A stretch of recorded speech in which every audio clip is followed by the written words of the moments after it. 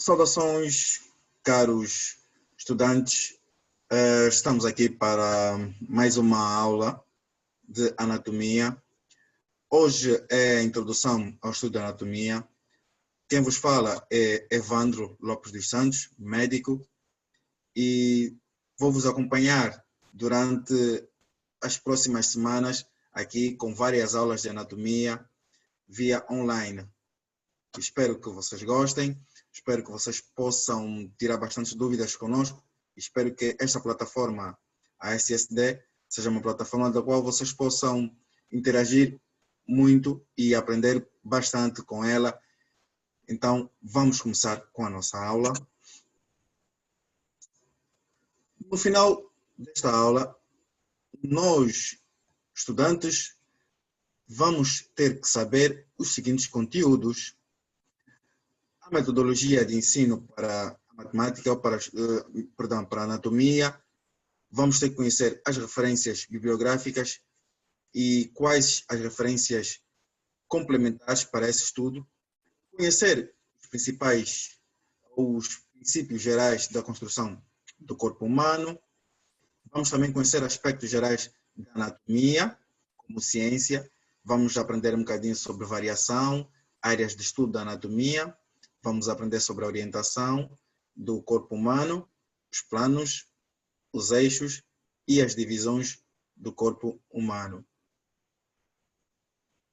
No sumário, nós temos as considerações gerais, onde vamos abordar a programação da anatomia, vamos falar do nível de organização da matéria. No segundo capítulo, vamos abordar a anatomia como ciência. Vamos apresentar, nesse segundo ponto, vamos apresentar o conceito de anatomia, o conceito de morfologia, as áreas de estudo da anatomia. Vamos também abordar o conceito de normal e de variação em anatomia humana.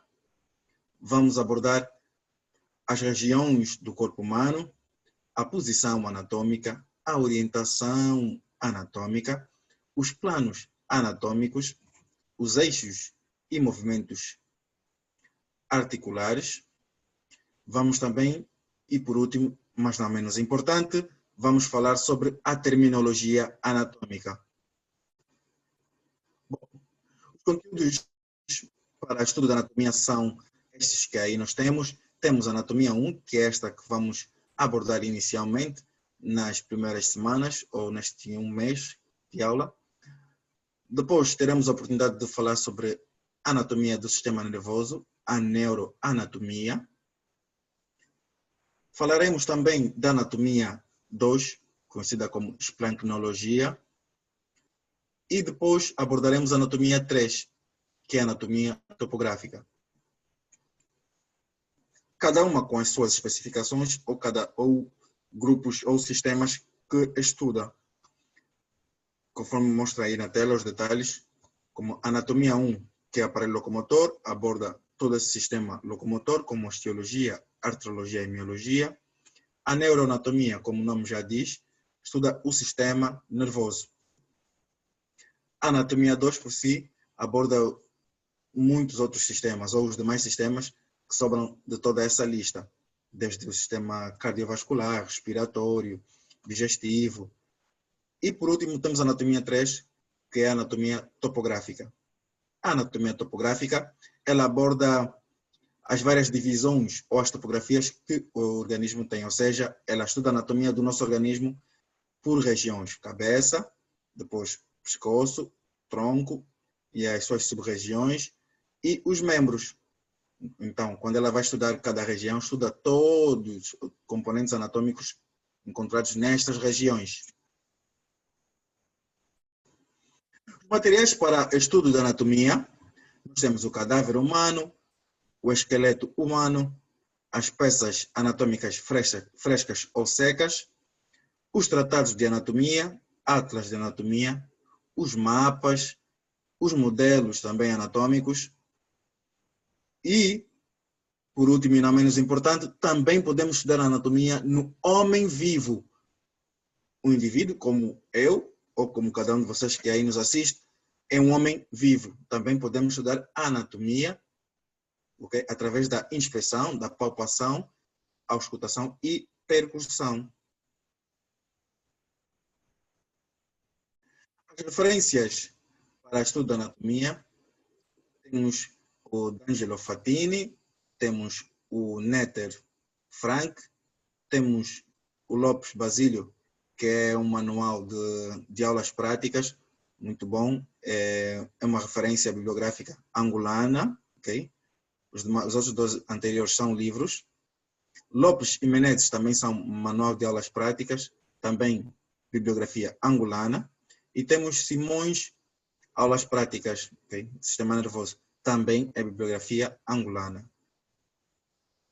Estes são os principais. Mas temos outras bibliografias complementares, como temos o livro, o manual também de Gomes, que aborda anatomia 1, 2 e 3. Temos o Atlas Sobota, muito bom. Temos a Anatomia Humana de Van de Graaff, também um bom livro. Tem muitos detalhes, não só anatômicos, histológicos e embriológicos, e até fisiológicos. E podemos dizer que a nossa principal referência, temos Williams e Warwick. É o conhecido como Anatomia de Gray. Okay?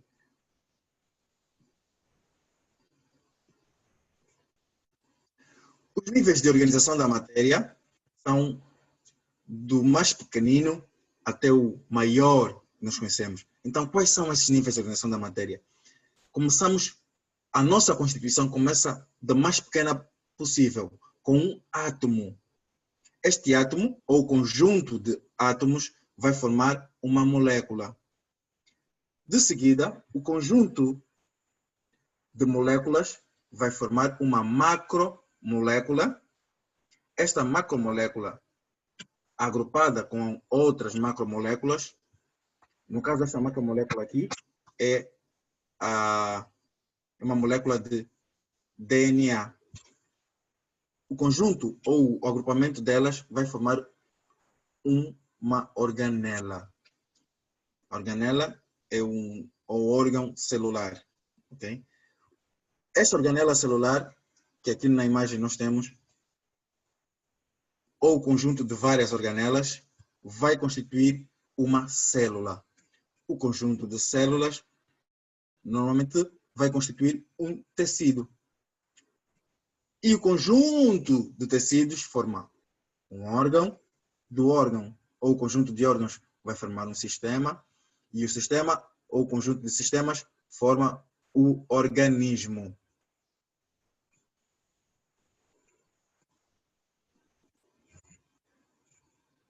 Depois de falarmos de níveis de organização da matéria, é preciso abordarmos a anatomia humana, o normal. Então, nós temos de estabelecer o conceito do que é o normal para estudo da anatomia.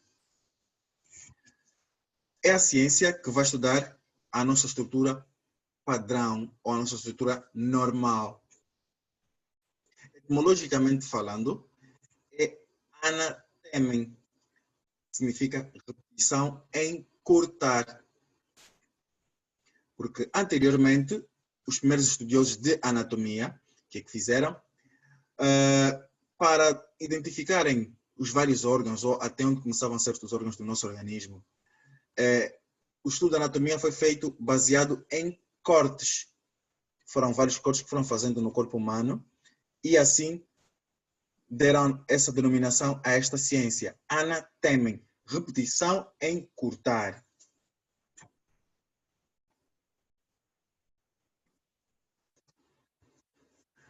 Morfologia. O conceito de morfologia é muito simples. Nós só precisamos entender que morfo significa forma e logia, que vem do termo logos, do grego, que significa ciência. Logo, é a ciência que estuda a forma das coisas.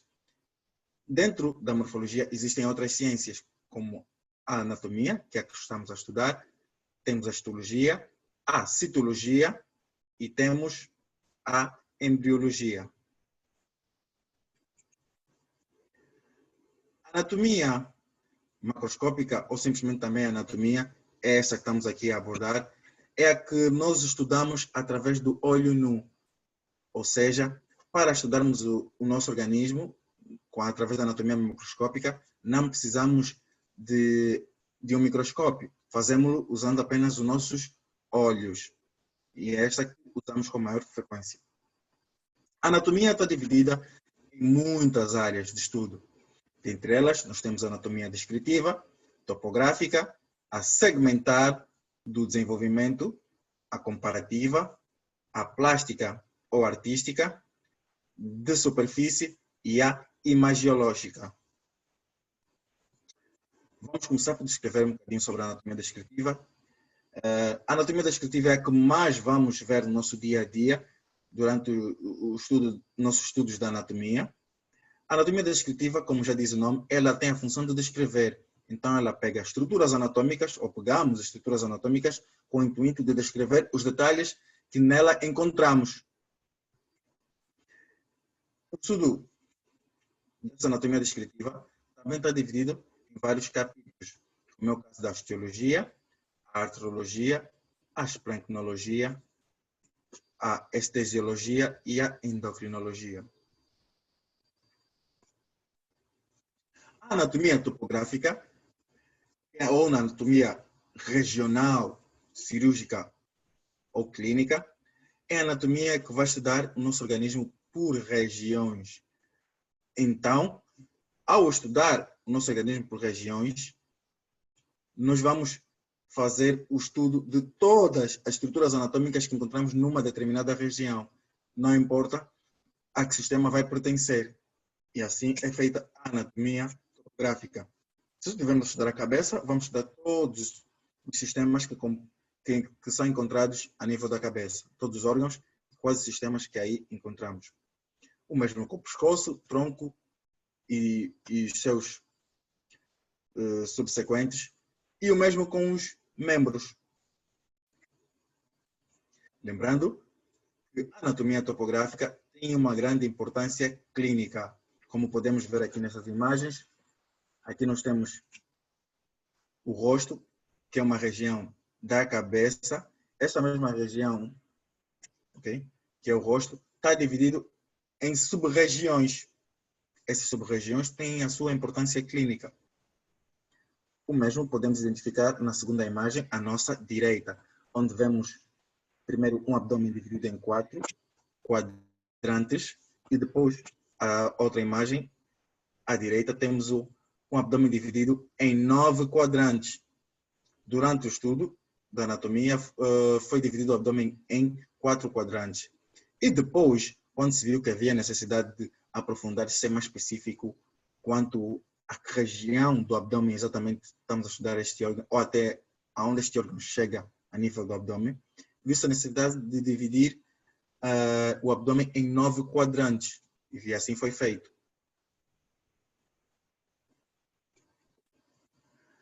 A anatomia segmentar, ela vai estudar os órgãos que são segmentados. O que acontece? Que órgãos são estes que são segmentados? Os órgãos segmentados são aqueles órgãos que estão subdivididos em segmentos. E o que fazem esses segmentos? Permitem que esses órgãos trabalhem, ou seja, estas regiões trabalhem de forma independente. Então, no caso temos aqui o pulmão. Cada uma dessas regiões aí coloridas trabalha de forma independente. Tem uma vascularização independente, tem um sistema linfático também independente. Então, anatomicamente, também ele tem a sua independência quanto à recepção do ar e a expulsão. Isso permite que durante uma doença, não é? Durante uma doença, como no caso um cancro, se houver necessidade de fazer a extração de uma porção do pulmão, é feita sem grandes dificuldades. Isso porque as demais porções do pulmão vão conseguir trabalhar de forma independente. O mesmo acontece com o fígado e com os rins. Esta independência anatômica permite uma independência também fisiológica. Então, esses são alguns dos órgãos segmentares. A anatomia do desenvolvimento estuda o desenvolvimento do corpo humano, desde a nossa fase embrionária, conforme podemos ver aqui nessa imagem à esquerda, até a nossa terceira idade ou morte. Ela vai estudar o que ela vai estudar? Vai estudar o desenvolvimento dos nossos órgãos, desde que nós somos um embrião, como é que os órgãos, ou como é que a nossa anatomia se desenvolve durante os anos, até a nossa velhice. E dentro desse conjunto, ou seja, desta anatomia, podemos incluir também a anatomia embriológica, ou a embriologia. Okay? Conforme podemos ver, nós também aqui na anatomia do desenvolvimento abordamos também o estudo dos embriões. A anatomia comparativa, ela vai estudar a comparação, ou vai fazer melhor, a comparação da anatomia humana com a anatomia dos demais seres vivos. Isso porque, antes de começarmos a fazer estudo da anatomia humana, só era permitido fazer estudo ou dissecar corpos de animais. Não era permitido fazer a dissecagem de seres humanos. Os primeiros que se atreveram a fazer, fizeram escondidos em caves. Então, a maior parte do conhecimento que temos de anatomia iniciou com os animais. Daí também nós podemos ver aí esta comparação com relação ao estudo da anatomia. Alguns ossos, por exemplo, que nós conhecemos como a tíbia, os cães e os gatos também possuem. Mas a denominação desses ossos foi dada antes a estes animais. Só depois, quando começou-se a estudar com mais detalhes nos seres humanos, é que, por haver semelhanças do nosso osso tíbia com dos cães e gatos, também recebeu a mesma denominação. O mesmo acontece com as demais estruturas anatômicas. Bom, conforme podemos ver aqui na imagem à esquerda, isso na nossa fase embrionária, nas duas primeiras fases embrionárias e depois na fase fetal, podemos ver que há muita semelhança entre o embrião humano e os demais animais. Temos aí o peixe, temos salamandra, temos tartaruga, galinha, coelho e temos depois a de humano. Há muita semelhança. Na última linha, vemos a mesma coisa. Vejam o quão semelhante já não fica nos dois primeiros, quanto ao peixe ou quanto à salamandra. Mas os demais, que estão dentro do grupo dos mamíferos, têm mais semelhanças com o ser humano. Isso já na fase fetal começa a haver alguma diferenciação.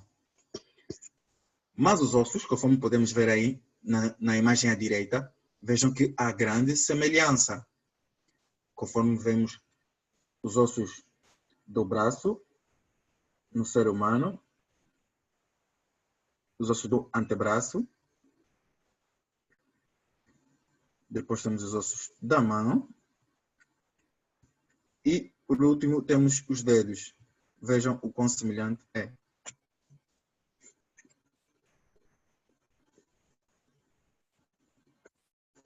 Por último, temos a anatomia plástica e artística. Ela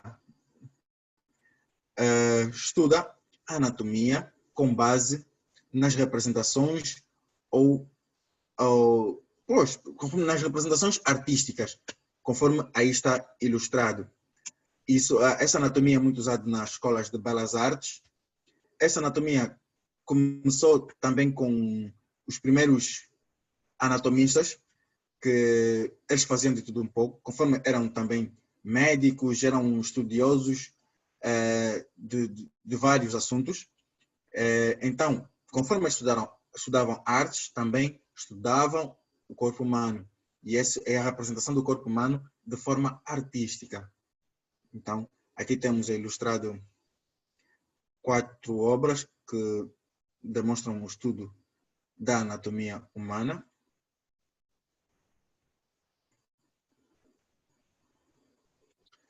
anatomia de superfície vai estudar a nossa anatomia de acordo com a superfície do nosso corpo humano. Ou seja, ela vai estudar as demais estruturas anatômicas a nível da superfície, ou seja, através da pele, com a ajuda das saliências ósseas. Por exemplo, nós temos aqui a primeira imagem à esquerda. Nós sabemos que logo a nível, bem aqui no meio do tórax, nós encontramos o osso externo. E com base nessas saliências do osso externo, nós conseguimos facilmente identificar e saber que, a nível do segundo espaço intercostal, aqui temos o primeiro espaço intercostal, que é o espaço entre as costelas. No segundo espaço intercostal, é onde nós devemos fazer a auscultação do foco pulmonar e do foco aórtico. Okay? Isso com a ajuda das saliências ósseas dessa região do tórax, conseguimos identificar essas estruturas. Daí o nome anatomia de superfície. O mesmo, ainda nessa imagem, conseguimos localizar o quinto espaço intercostal para estudarmos o foco tricúspide e mitral. Isso quando vamos auscultar o coração. Outro exemplo, temos mais exemplos, temos a segunda imagem, onde vemos um indivíduo onde lhe é colocado 2 dedos a nível do pescoço.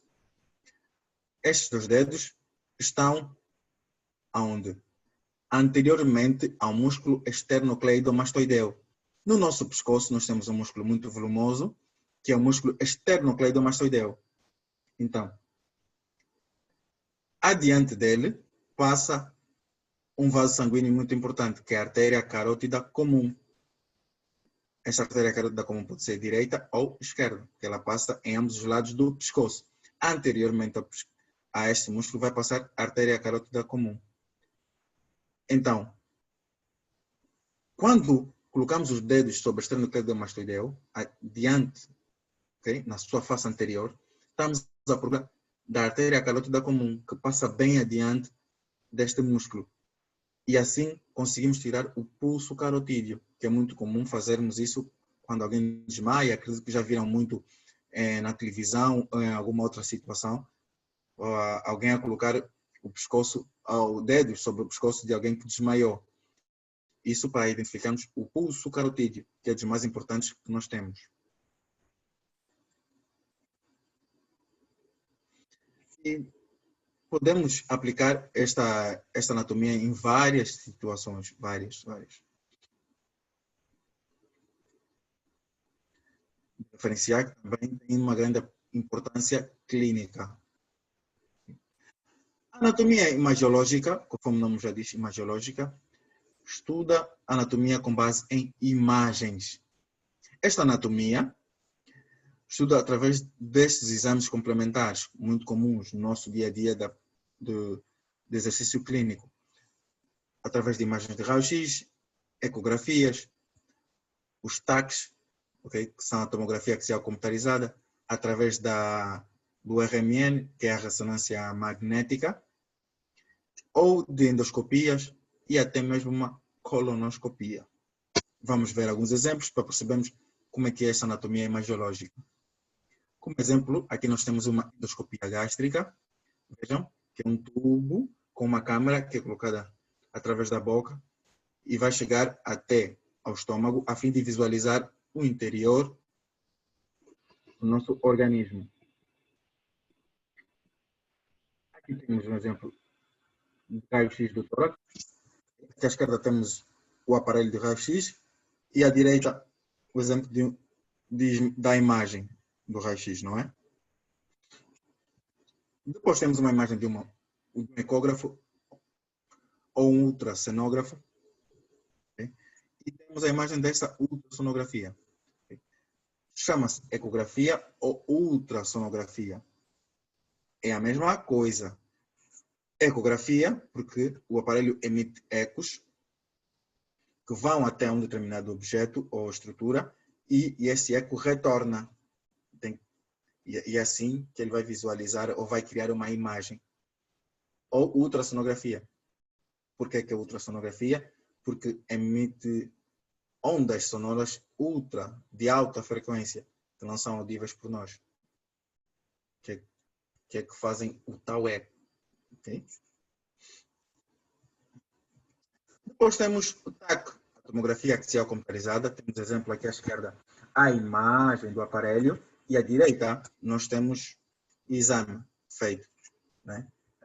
Aqui a imagem mais colorida é uma imagem do livro a mostrar, para entendermos a que nível estamos a estudar o encéfalo, okay? Para percebermos a que nível estamos a fazer estudo ou é o corte do TAC. O TAC faz vários cortes, tudo estudam em vários níveis. Okay? O organismo, quando vai produzir a imagem, faz vários cortes seccionados, e aqui essas imagens coloridas é para nos ajudar a entender qual é o nível em que se encontra, mas no exame comum não vem com essa ajuda, ok? Depois temos a ressonância magnética nuclear, que é o RMN. Aqui à esquerda temos o aparelho e à direita temos a imagem produzida pela ressonância magnética. Depois de falarmos das várias áreas de estudo da anatomia, é importante, na anatomia como ciência, abordarmos o conceito de normal e de variação anatômica. E outras mais que vamos conhecer hoje. Bom, o normal para um anatomista é aquilo que é comum para a maioria da população. Ou seja, veja como exemplo, acredito que cada um de vocês aí está nessa situação. A maioria de vós, acredito que tem 5 dedos em uma das mãos, certo? Ok. Então, isto nós consideramos como o normal. Então, se isso é normal, a variação anatômica que vai ser? A variação anatômica vai ser a mudança ou a alteração desse normal ou desse comum, que é, em vez de 5 dedos, se tivermos 6 dedos. Okay? Então, vai haver uma alteração estrutural, que é a presença de mais um dedo. Okay? Se nós tivermos 6 dedos em uma das mãos. Então, o que acontece? Pode haver alteração estrutural, mas se não houver alteração da função, então chama-se variação anatômica. Por quê? Porque o indivíduo com 6 dedos mesmo assim consegue fechar e abrir as mãos, consegue agarrar as coisas sem problema algum. Okay? Esta é a diferença entre normal e variação anatômica. O normal é o que é comum para a maioria. A variação anatômica é uma alteração do comum para a maioria, mas que não há prejuízo ou alteração da funcionalidade. Ok? Agora, quando há alteração da anatomia, com alteração também da funcionalidade, aí nós chamamos de anomalia. Ok? Certo? O normal é o que temos comum para todos. A variação anatômica é quando ocorre uma alteração estrutural sem alteração da funcionalidade. E a anomalia é quando ocorre alteração estrutural e uma alteração também da funcionalidade desse mesmo órgão. Como exemplo, podemos falar daqueles indivíduos que na sua mão têm os 5 dedos, mas entre os dedos existe uma membrana, que é comum quando nós estamos na fase embrionária. A membrana não desaparece, então os dedos ficam colados. O que é que acontece? Esse indivíduo não vai abrir as mãos e fechar com naturalidade. Já tem alteração da funcionalidade. Okay? Logo, é uma anomalia. E por último, nós temos a monstruosidade. O que é que acontece? Durante o nosso, ou após o nosso nascimento, por vezes nós descobrimos que indivíduos têm alterações anatômicas que não são compatíveis com a vida. Ou seja, durante os primeiros meses ou os primeiros dias, o indivíduo pode nascer, mas vai ter grandes dificuldades. E os relatos são que esses indivíduos com essas alterações vivem entre 3 meses, 2 anos. e por aí, mas depois acabam por morrer. Essas alterações estruturais, que há prejuízo também da funcionalidade e são incompatíveis com a vida, são chamadas de monstruosidade.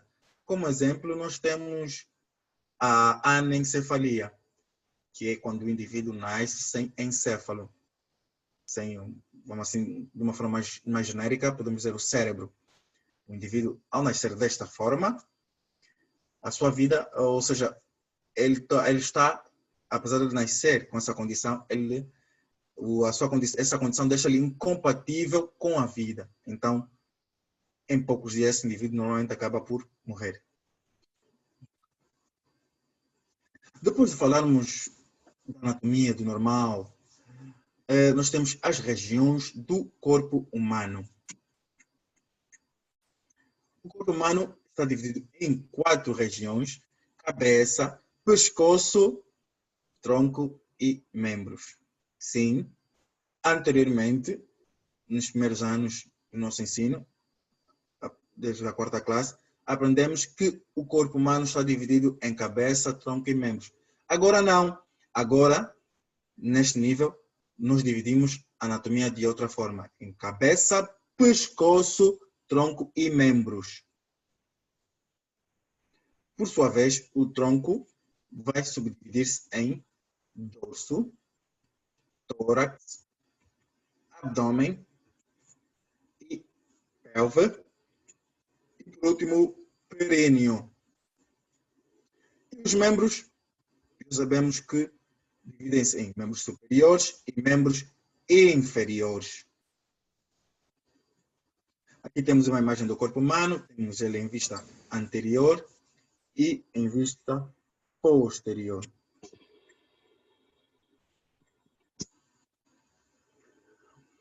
Posição anatômica. A posição anatômica foi criada com o intuito de facilitar a comunicação entre os anatomistas, para facilitar a descrição de quando estamos a falar de um órgão que está à direita ou de um órgão que está à esquerda. Então, a posição anatômica exige que o indivíduo esteja na posição ereta, com os pés paralelos, os olhos dirigidos para o horizonte e com os membros superiores ao longo do corpo, relaxados. Okay? Conforme podemos ver nestes 2 indivíduos aqui na imagem à direita. Houve muitas situações anteriormente para que chegássemos à conclusão de que o melhor era ter uma nómina anatômica, ou uma descrição da posição anatômica. Porque o indivíduo que está diante de mim, à minha direita, é à esquerda dele.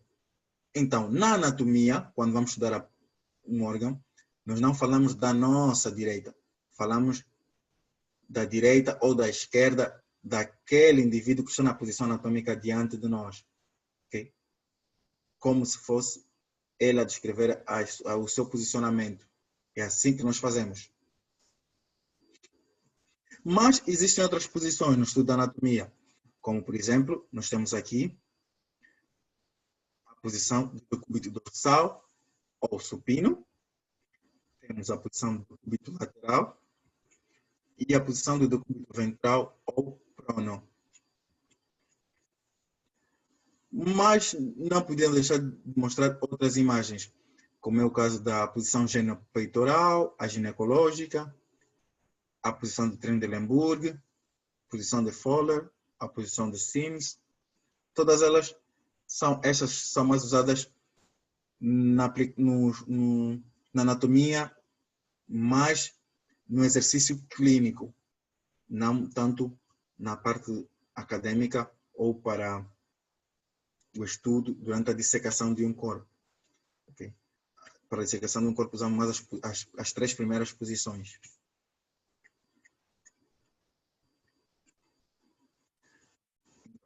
Depois de conhecermos a orientação anatômica do nosso corpo, ou a posição anatômica, devemos conhecer a orientação anatômica dos órgãos que constituem o nosso corpo, que é colocar um órgão no espaço na posição que ocuparia se pertencesse a um indivíduo situado diante de nós na posição anatômica. Lembram-se, já citei isso anteriormente. Okay? O que é que acontece? Nós temos que imaginar que um órgão, nós temos em nossa posse, na nossa mão, imaginamos que ele está colocado no indivíduo que está diante de nós em posição anatômica. E então, se este órgão for um órgão ímpar, pegamos com duas mãos. E se for um órgão par, pegamos com uma das mãos. E se esse órgão, atenção, se esse órgão que é par for do lado esquerdo, nós pegamos com a nossa mão direita. E se o órgão for do lado direito do indivíduo que estamos a estudar, pegamos com a nossa mão esquerda. Isso porque nós que estamos a estudar anatomia, a nossa esquerda é a direita do indivíduo estudado. E o que interessa para nós é o lado do indivíduo que está a ser estudado, não o nosso. Quando fazemos referência dos órgãos que são à direita ou que são à esquerda, é do indivíduo que está a ser estudado, okay? Que está na posição anatômica diante de nós.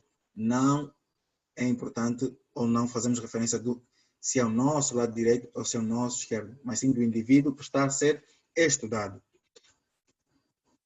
Depois de falarmos das posições anatômicas, temos os planos anatômicos. Mas o que são planos? Planos não são nada mais do que cortes ou vistas. Okay? E nós temos 3 planos. Temos o plano sagital, o plano coronal e o plano transversal ou horizontal. O plano sagital vai dividir o corpo humano em 2 partes, esquerda e direita. O coronal também o vai fazer em 2, mas em uma porção anterior e outra posterior. E o plano horizontal também divide o corpo humano em 2 partes, uma superior e outra inferior, conforme podemos ver aqui nas imagens. Nós temos que criar uma linha imaginária que vai dividir o corpo humano, okay, em 2 partes, uma direita e outra esquerda. Okay? Vejam, direita e esquerda. No plano frontal, a mesma coisa, uma porção anterior e outra posterior. E para o plano horizontal, temos também aqui uma porção superior e outra inferior. E podemos ver uma imagem onde mostra o encaixe dos 3 planos. Então, quando vamos estudar os órgãos e qual a importância desses planos? Lembrando é que nós podemos com eles fazer os chamados cortes, porque os planos são os cortes. Nós conseguimos determinar se um órgão está mais à direita ou mais à esquerda, através do plano sagital, se um órgão é muito anterior ou mais posterior, através do plano frontal. Se um órgão é mais superior ou inferior, através do plano horizontal. Isso porque, lembrando a definição da anatomia, a anatomia é repetição em cortar e os planos são cortes. Para além de ter esse plano principal, okay, existem outros planos. No plano sagital, todos os órgãos que estão na linha, ou o plano principal é o sagital. Mas, naquela mesma linha, bem no meio, depois dela, à direita ou à esquerda, nós podemos fazer outros cortes paralelos ao plano sagital. E a esses cortes nós vamos chamar de planos parasagitais, que são paralelos às sagitais. Então, nós chamamos de parasagital esquerdo ou parasagital direito. Okay?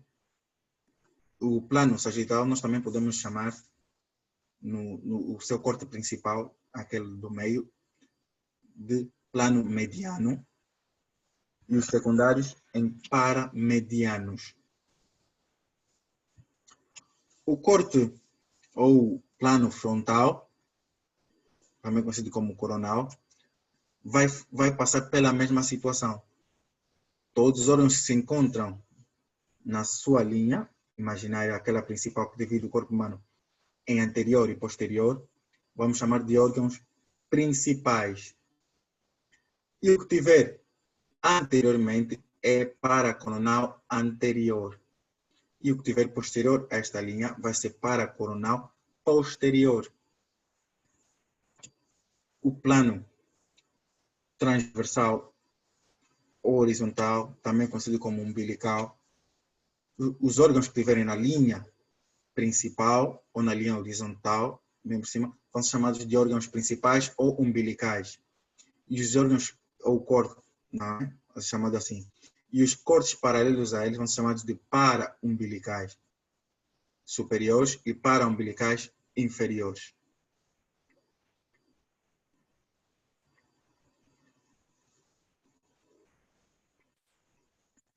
Depois de falarmos dos planos, são os cortes, as vistas que nós temos para o estudo da anatomia, nós temos os eixos anatômicos e os seus movimentos articulares.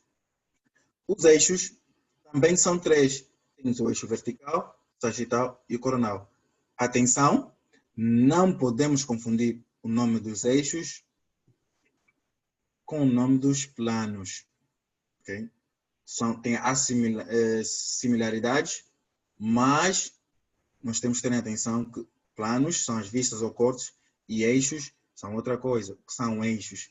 Eixos nós podemos definir como são um ponto em torno do qual se realiza um movimento. Okay? Então nós temos o eixo vertical, o sagital e o coronal. Aí nós temos uma imagem que mostra os três eixos, os eixos anatômicos, okay? Vertical, a vermelho, sagital em verde e o frontal em preto.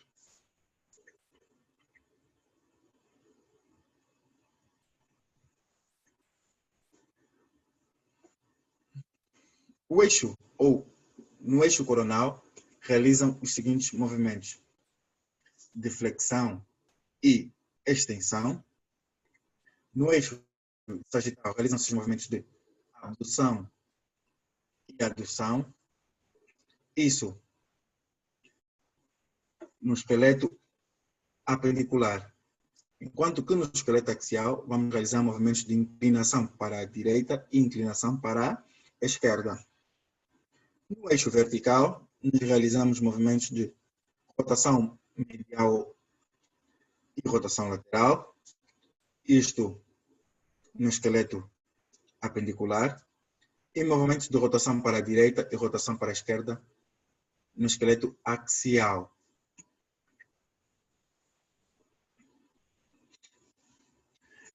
Os eixos são muito simples. O que acontece? Nós apenas temos de imaginar que o eixo é um ponto, é uma linha que atravessa o nosso organismo. Nós temos o eixo vertical. Imaginem que o eixo vertical vai atravessar a minha cabeça e eu devo realizar movimentos em torno do eixo vertical. Que movimentos vou eu realizar? Movimentos de rotação.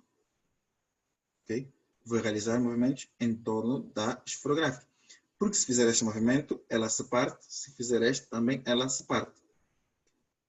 Se a esferográfica estiver a atravessar aqui, e eu devo realizar movimentos em torno dela, que movimentos eu vou realizar? Se fizer assim, parte. Certo? Se fizer assim, também ela parte. O movimento vai ser assim. Flexão e extensão. Isto é o eixo coronal.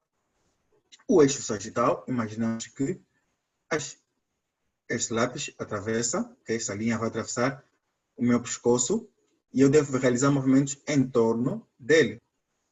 Então, eu vou realizar movimentos de inclinação para a direita, inclinação para a esquerda. Porque se fizer este, ele se parte, e se fizer este, também se parte, ok? Depois de falarmos bastante sobre os planos, os eixos, não podemos esquecer a terminologia anatômica. A anatomia é uma ciência que está muito ligada com a língua portuguesa, por ser uma ciência antiga. Então, quando dominamos bem a língua portuguesa, os prefixos e os sufixos, e com bastante raciocínio lógico, facilmente conseguimos identificar ou entender a anatomia. Em relação ao plano mediano, plano sagital, nós temos a seguinte denominação ou terminologia para localizarmos os órgãos. Nós temos órgãos medianos, órgãos mediais e órgãos laterais. Em relação ao plano coronal, nós temos órgãos que são anteriores ou ventrais e órgãos posteriores ou dorsais. O que acontece? Vamos para uma imagem para podermos entender bem. Aqui, nesta primeira imagem superior, nós temos esta linha vermelha que divide o corpo humano em duas porções, direita e esquerda. Okay? Existe uma linha imaginária que o faz. Esta linha nós denominamos de linha mediana. A linha mediana, que é uma linha imaginária que divide o corpo humano em direita e esquerda, okay? Que está bem na linha também do plano sagital. Okay?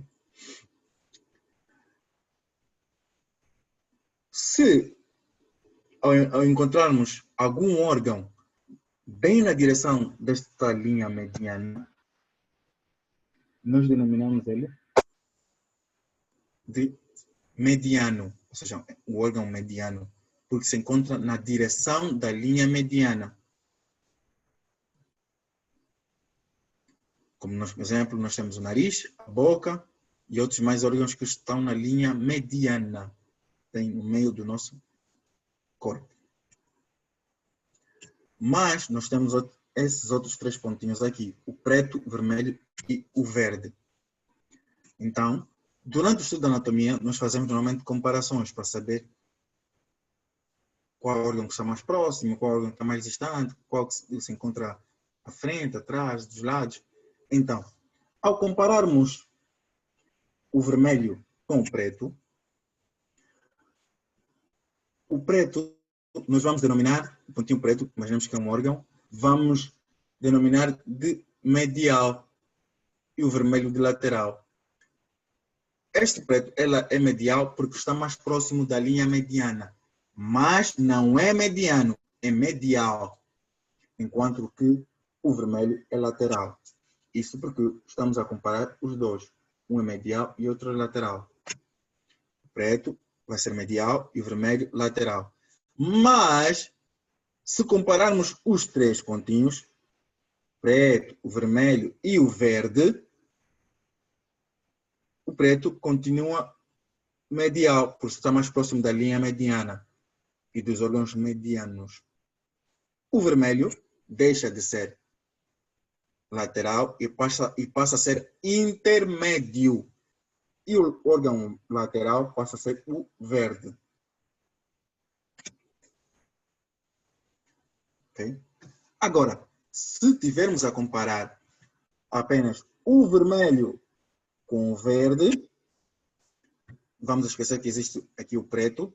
Então, o vermelho passa a ser medial, é um órgão medial porque está mais próximo da linha mediana, e o verde passa a ser um órgão lateral. Okay? Esta é a denominação que usamos para descrever a nível do plano sagital. No plano coronal, nós denominamos, conforme aqui mostra a linha, aqui está a linha do plano coronal, a dividir o corpo em uma porção anterior e outra posterior. Em órgão principal, aquele que se encontra bem na linha do plano coronal. Os que estiverem adiante desse plano vão ser chamados de anteriores ou ventrais. E os que estiverem atrás vão ser chamados de posteriores ou dorsais. E no caso, quando temos os dois atrás da linha imaginária que divide o corpo humano em duas porções, nós vamos ter um antero-posterior e um antero-posterior e um póstero intermédio.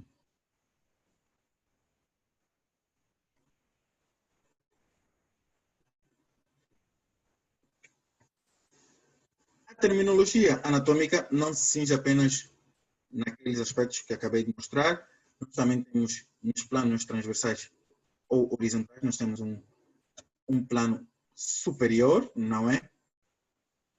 Onde nós usamos várias terminologias como superior, craniano, cefálico, inferior, caudal e pélvico.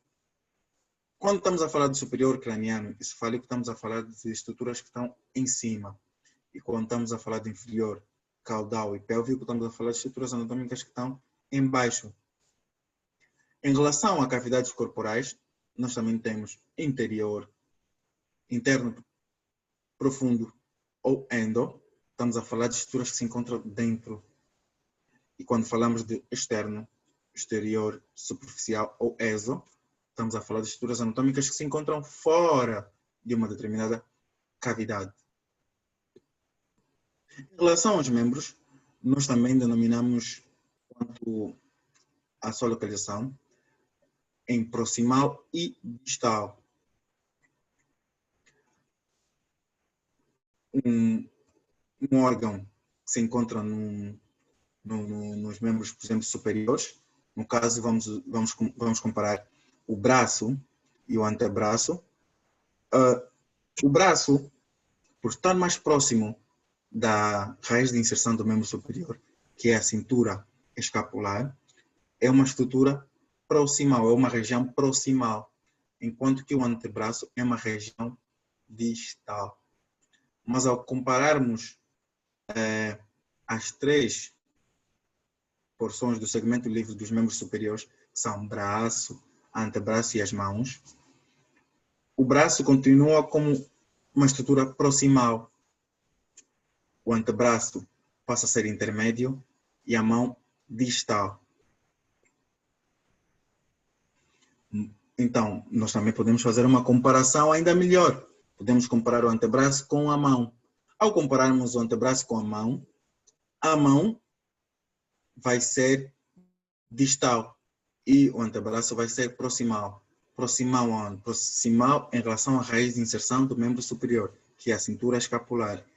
E distal a mão, ok? A mão vai ser distal porque está mais distante da raiz de inserção do membro superior. Então vejam que houve essa variação. Houve uma altura em que o antebraço foi distal e depois passou a ser proximal, porque a anatomia faz muito o estudo fazendo comparações em relação a outras estruturas. Há outras estruturas que inicialmente são próximas e há outras que depois passam a ser denominadas de distantes. Isso com relação a uma outra estrutura, porque com base em comparações das suas posições.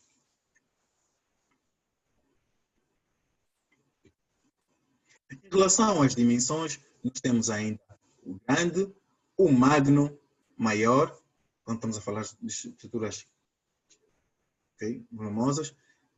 Temos ainda o pequeno, o parvo e o menor, quando estamos a falar de estruturas de menor envergadura. Existem outros termos, como médio, intermédio, lembrando que são diferentes de mediano. Mediano é o que se encontra na linha mediana. Existem também outras terminologias, como adiante, atrás, acima, abaixo, ascendente, descendente, intra, extra, oblíquo e reto. Bom, era esta a matéria que tínhamos para hoje na nossa plataforma SSD. Espero que tenham gostado. Espero que haja muita interação conosco, possam tirar muitas dúvidas. As próximas aulas vamos abordar generalidades de osteologia, artrologia e miologia. Será uma aula única, onde vamos abordar o que é que vamos falar neste tema de anatomia 1, aparelho locomotor. Ok? Vamos apresentar as generalidades deste tema. Hoje foi apenas um estudo introdutório, genérico, sobre anatomia. Okay? Pode ser aplicado em várias anatomias. A partir da próxima semana, vamos entrar já no tema que é o aparelho locomotor, que é a nossa anatomia, okay? Que vamos começar nestes primeiros meses ou semanas. Espero que tenham gostado e estamos juntos para mais uma aula na próxima semana. Ok? Preparem-se, espero que gostem.